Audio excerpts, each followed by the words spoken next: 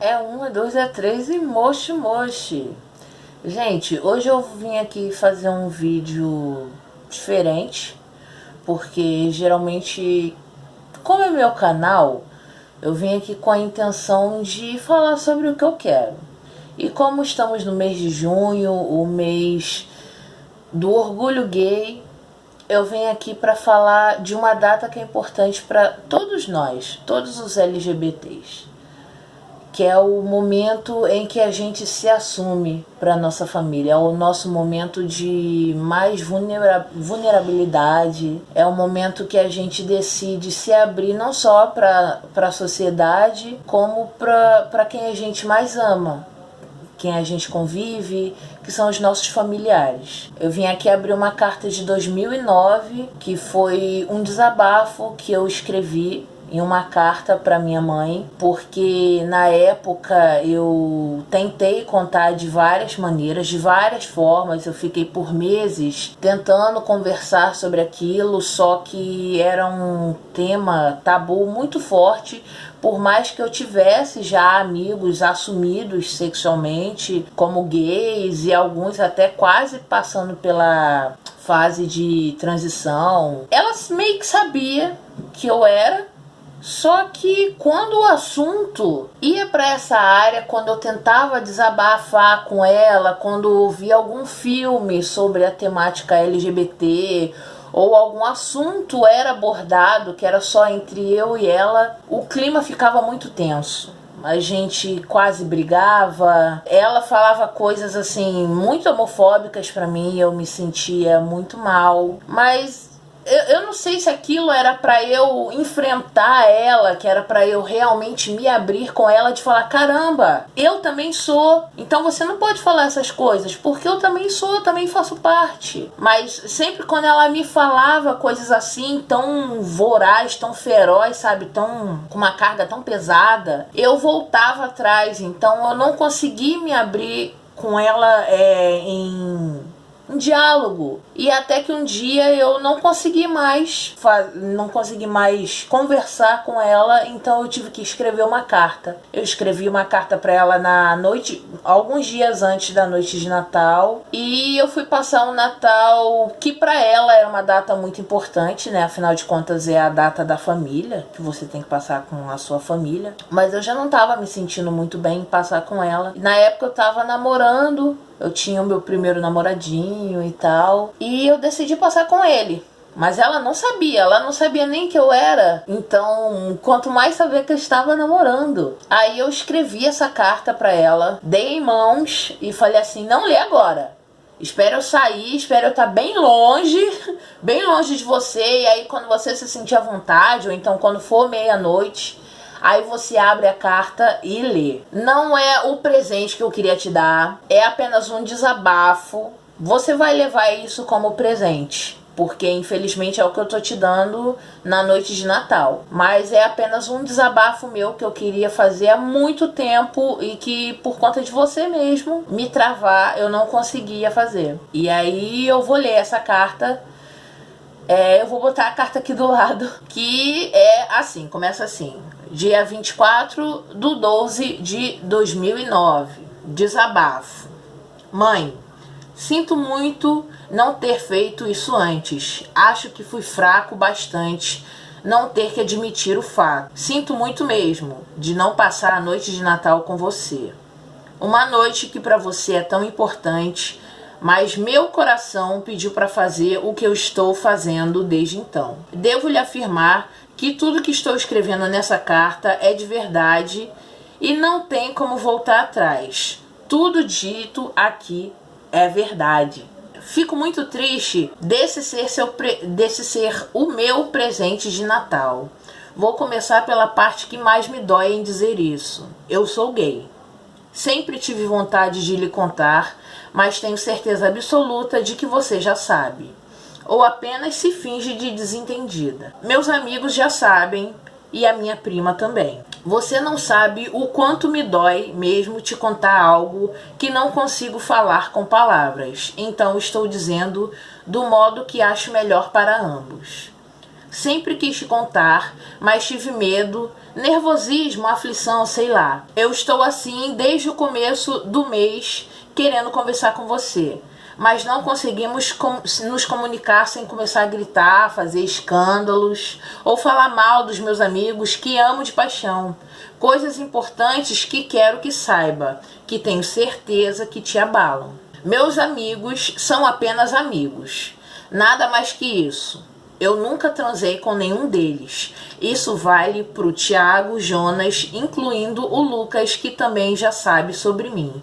Eu contei pra ele mês passado. Eu falei isso por quê? Porque ela tinha uma alucinação. Todos os meus amigos, ela achava de alguma forma que eu já tinha namorado ou que eu já tinha transado com todos eles. Porque como eu nunca tinha namorado com ninguém, nem menino, nem menina, então todos os meus amigos, ela achava que eu já tinha namorado ou que eu namorava. Ela tinha uma alucinação muito forte sobre isso. Então já comecei logo falando, são os meus amigos, apenas. Sim, eu já fui em boates gays várias vezes. Difícil é eu ir a boate hétero. A única que eu fui foi uma que tem em Nilópolis, que é excêntrica. Nunca fui influenciado pelos meus amigos. Eu tenho minhas opções e opiniões. Eles só me ajudam ao caminho certo que devo percorrer. Porque isso é muito bom. Isso é muito bom botar em pauta.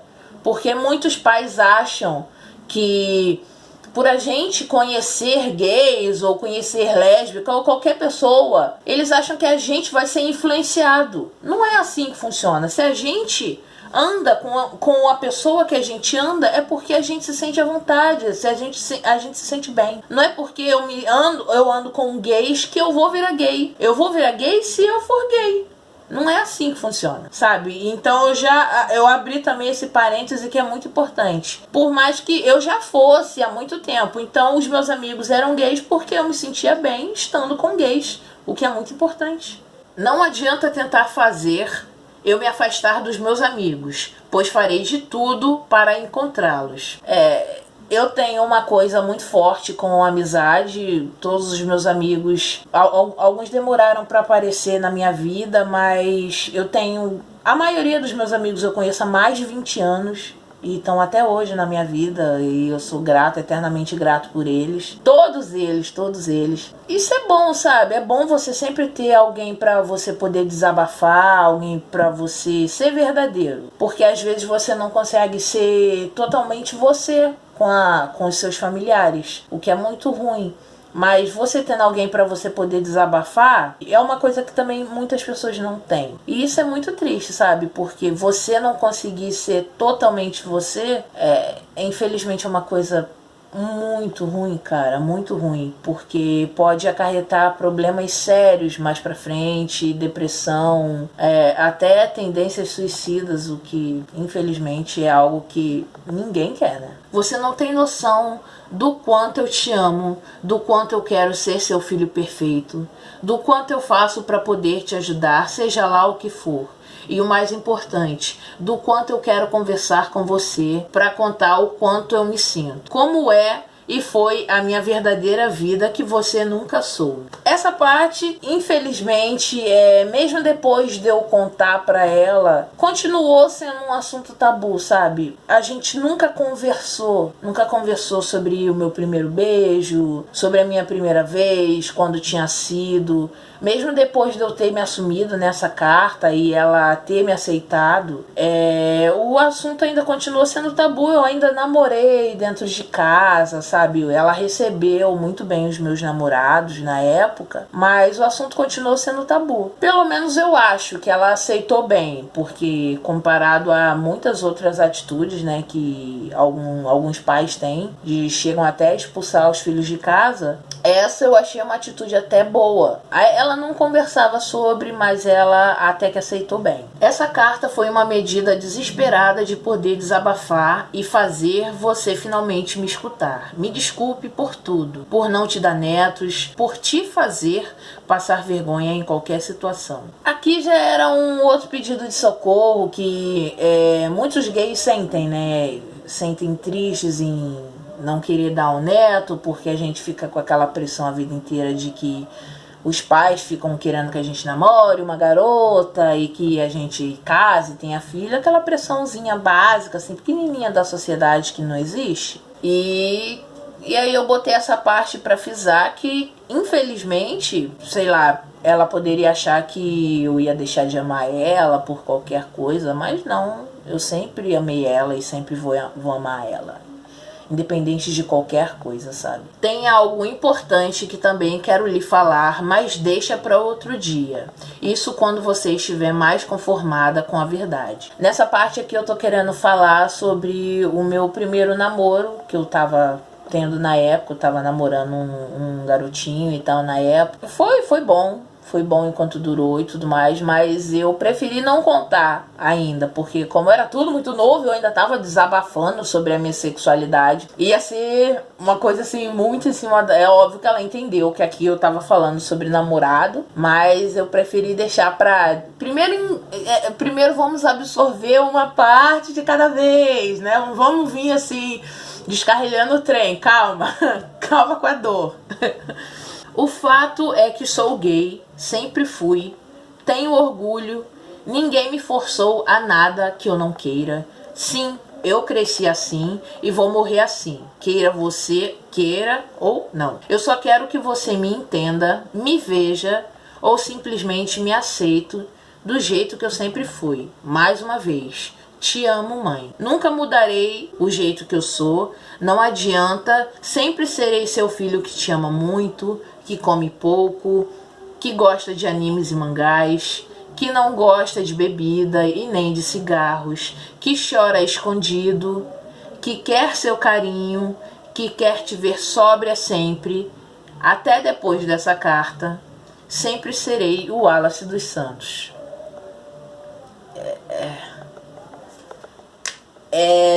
Essa carta ainda me pega bastante, porque a minha mãe, ela bebia bastante, ela bebia muito, ela tinha um caso sério de alcoolismo. Eu sabia que isso afetaria ela, né, mas é óbvio que eu não ia querer isso pra ela. Mas, sei lá, quando a gente decide se assumir, a gente meio que só pensa na gente. Mas é que eu não queria ficar mais levando isso adiante, sabe? Ficar sofrendo, porque quando a gente não se assume, os nossos pais meio que têm dúvida sobre a nossa sexualidade, como se isso fosse algo importante, o que não é. Mas os nossos pais ficam frisando aquilo, aí tem uma hora que eles ficam jogando uns verdes e ficam martelando aquilo, e isso dói tanto pro nosso psicológico, que tá tão fragilizado porque a gente ainda não se aceita, ou às vezes a gente já se aceitou, mas a gente ainda não tem coragem de falar para os nossos pais, e eles ficam jogando esse verde. Em vez deles chegarem e perguntarem pra gente se a gente tá bem, que vai ajudar a gente a seguir em frente, eles não têm coragem de perguntar e ficam jogando um verde, sabe?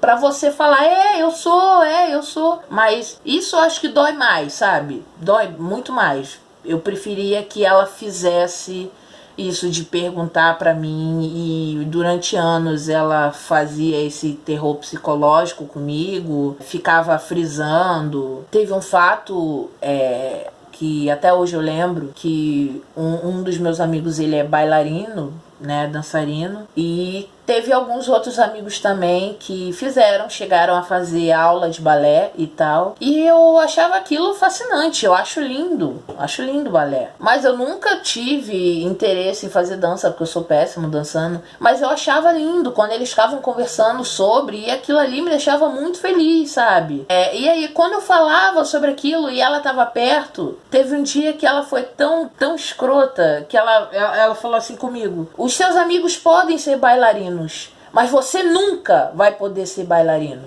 porque se eu descobrir que você tá fazendo balé, eu quebro as suas pernas. E para uma pessoa fragilizada, se você não tem uma estrutura certa para você receber esse tipo de... Porque isso te desestimula completamente. É óbvio que eu não queria fazer balé. É óbvio que ela sabia que eu não queria fazer balé, porque eu sempre gostei de arte. E balé é uma arte linda, maravilhosa. Mas ela falar isso pra mim é completamente na intenção de me colocar para baixo, de me desestimular, porque se eu tivesse querendo, nem que seja a mais pequena porcentagem de querer fazer, ela ia me desestimular a não querer fazer aquilo.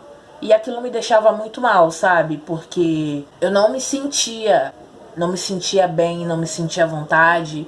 Quando tinha algum personagem na televisão, algum personagem gay, tinha alguns assim que apareciam que eu me sentia muito desconfortável. E na época o meu irmão também fazia muito bullying, ficava me chamando. Tinha uma novela que tinha acho que era uma travesti que era chamada de Grampola, e ele ficava me chamando disso. Me chamava de Pit Bitoca, Pit Bicha, esses apelidos, né? E essas coisas eram em casa, não era tipo na escola. Óbvio que na escola também tinha, mas era em casa. Quando tinha algum personagem assim, eu me sentia muito mal. Por mais que eu torcia muitas vezes em novela, quando tinha algum casal gay, eu torcia para aquilo. E eu não podia me sentir bem quando eu assistia a novela com ela. Por mais que tivesse que ser um momento que era pra gente ficar unido, eu me sentia muito desconfortável, porque eu sabia que ela não iria apoiar. Se eu falasse pra ela, olha, tá vendo isso daí que você tá apoiando? Eu faço parte, sabe? E isso me deixa muito triste. Mas logo depois que eu entreguei a carta, eu passei o Natal lá com meu ex-namorado na época. E no outro dia eu voltei pra casa. Eu tava certo de que tudo ia ser um caos. Ela iria me bater. Eu tinha certeza disso. Que ela iria me bater, pegar minhas coisas e me jogar na rua, jogar minhas roupas na rua. Eu imaginei o drama dos dramas. Aí não foi. Na época, um amigo meu, que também é gay, tava lá com ela, ajudou ela, conversou bastante com ela. Que aconteceu a mesma coisa, ele conversou com a mãe dele colocou ele pra fora de casa. E aí ele estimulou bastante ela, conversou bastante com ela e falou: você quer isso pro seu filho? Você tem certeza? Porque se você for contra a esse momento mais importante da vida do seu filho, você vai perder ele totalmente. E eu sei o quanto você ama o seu filho.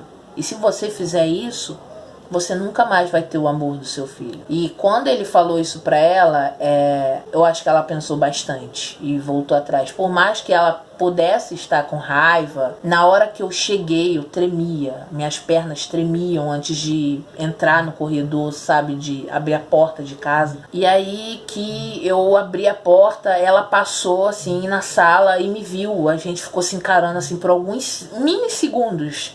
Mas pareciam minutos, horas, e eu me tremia assim, sabe? E aí ela chegou, olhou pra mim e falou assim: tem rabanada na geladeira, eu sei que você gosta. Quer? Vai lá pegar. E eu vi que aquilo não seria um caos, sabe, na minha vida. Foi só uma fase muito ruim, mas que felizmente eu passei. E a minha mãe aceitou do jeito dela. Ela não, depois daquilo ela parou de fazer as coisas que ela fazia, o terror psicológico. Ela viu que não valia a pena, que ir contra ia só piorar as coisas.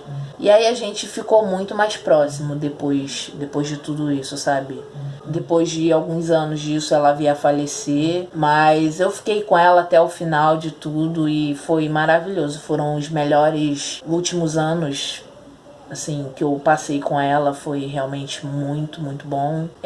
Eu queria que não tivesse acontecido, infelizmente, mas o destino é algo que a gente não pode controlar, né? E já faz 7 anos que eu tô sem ela, mas é a vida, a gente tem que seguir. E eu sinto muita saudade dela. E esse foi um momento, assim, que até hoje me toca, sabe? Lembrar que o dia que eu me assumi foi por uma carta, porque eu não consegui me abrir. E logo eu, que sou uma pessoa falante, sabe? Eu gosto muito de conversar com as pessoas, e nesse dia tão importante pra mim, pra minha vida, eu não consegui desabafar com alguém que eu tanto amava. Mas eu espero que ela tenha entendido, e seja onde for que ela esteja, eu espero que ela sempre saiba que eu sempre vou amar ela.